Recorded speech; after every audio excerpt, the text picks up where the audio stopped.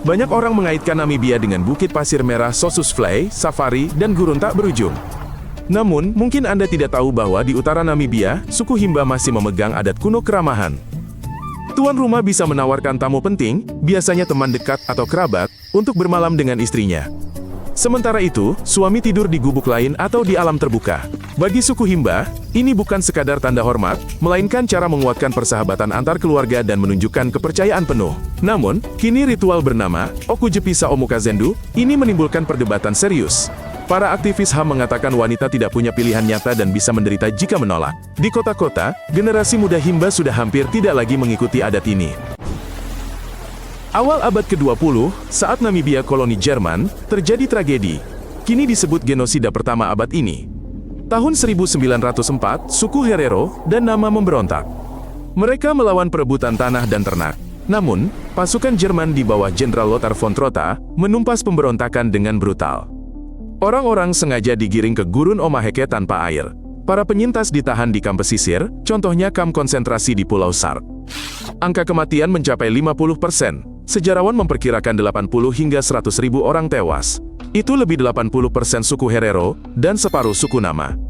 Kenangan ini kini ada dalam pelajaran sekolah Namibia, juga di monumen dan negosiasi ganti rugi dengan Jerman.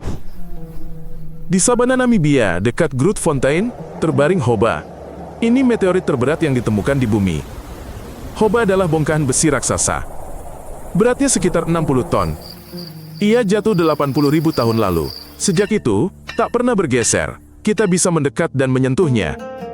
Ini jarang terjadi pada penemuan sejenis. Dulu, penduduk setempat memakai blok besi ini sebagai landasan. Kini, area batu dibangun di sekelilingnya. Ada amfiteater, jalan setapak, dan panel info. Panel menjelaskan asal-usulnya. Mengapa tak tenggelam? Kandungan, 84% besi, 16% nikel. Ini tempat ideal. Rasakan seolah di samping potongan kosmos sejati. Di sebagian komunitas pedesaan Namibia, hukum adat masih berlaku, mengizinkan pria memiliki beberapa istri sekaligus. Keluarga besar membantu bertahan di daerah kering. Banyak tangan berarti lebih banyak ternak, susu, dan persediaan untuk masa sulit. Nyatanya, pernikahan adat ini berjalan paralel dengan hukum sipil modern. Di sana, monogami lebih sering dipilih, terutama di kota. Dalam keluarga poligami, aset biasanya dibagi antar rumah istri yang berbeda untuk menghindari konflik. Para wanita mengelola rumah tangga dan peternakan susu. Jika suami melanggar janji, istri bisa kembali ke orang tuanya. Jadi, tradisi ini perlahan berubah karena urbanisasi dan pendidikan. Gurun Namib salah satu yang tertua di dunia, usianya puluhan juta tahun. Di beberapa tempat, hujan tak turun bertahun-tahun. Jadi bukit pasirnya tumbuh jadi raksasa, tingginya lebih dari 300 meter. Kabut pagi dari Atlantik menyinari, membuat gumuk oranye tampak seperti latar film fantasi. Di dataran tanah liat putih Dead Valley, ada pohon mati hitam yang tak busuk 900 tahun karena tanpa kelembaban. Bukit pasir perlahan berpindah tertiup angin, menciptakan gelombang dan bayangan panjang yang diburu fotografer dan sutradara. Perasaan hampa dan indahan asli ini menarik pembuat film dan pecinta lanskap unik dari seluruh dunia. Pesisir utara Namibia disebut Pantai Tengkorak. Arus Benguela yang dingin, kabut tebal, dan gosong tersembunyi telah menghancurkan kapal selama berabad-abad. Kerangka kapal yang berkarat masih menonjol dari pasir. Di dekatnya ada tulang-tulang paus putih, sisa era perburuan paus. Puing paling terkenal adalah kapal uap Jerman Eduard Bohlen. Sekarang bangkai kapal itu berjarak hampir 1 km dari air. Pasir telah menggeser garis pantai selama bertahun-tahun. Kabut tebal muncul saat samudra dingin bertemu udara gurun yang panas. Kini, Taman Nasional dan Zona Lindung membentang di sepanjang pantai. Pemandu bercerita tentang kapten dan pelaut yang terperangkap kabut dalam jebakan pasir. Di cekungan oranye pesisir Namibia, geolog menemukan cadangan minyak terbesar dalam 20 tahun terakhir. Ini miliaran barel minyak ringan. Jika produksi sesuai rencana, Namibia akan jadi pemain baru di pasar energi global. Bukan lagi hanya negara berlian dan wisata. Infrastruktur pelabuhan, jalan dan pangkalan pasokan sedang dibangun. Di ibu kota Windhoek, mereka bahas laba dan cara hindari kutukan minyak yang menimpa banyak negara Afrika. Rencananya, akan ada dana generasi masa depan, pelatihan insinyur lokal, dan kontrak transparan dengan Total Energies dan Shell. Agar ledakan minyak jadi sekolah, rumah sakit, dan infrastruktur digital, bukan hilang dalam pasir korupsi. Di gurun Namibia, tumbuh welwitschia.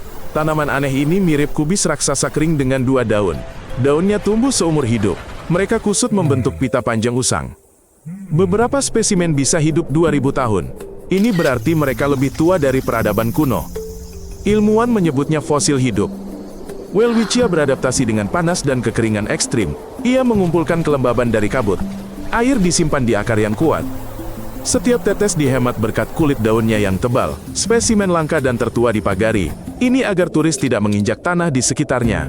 Berdiri dekat keantikan hijau ini, kita mudah merasakan waktu mengalir berbeda di gurun.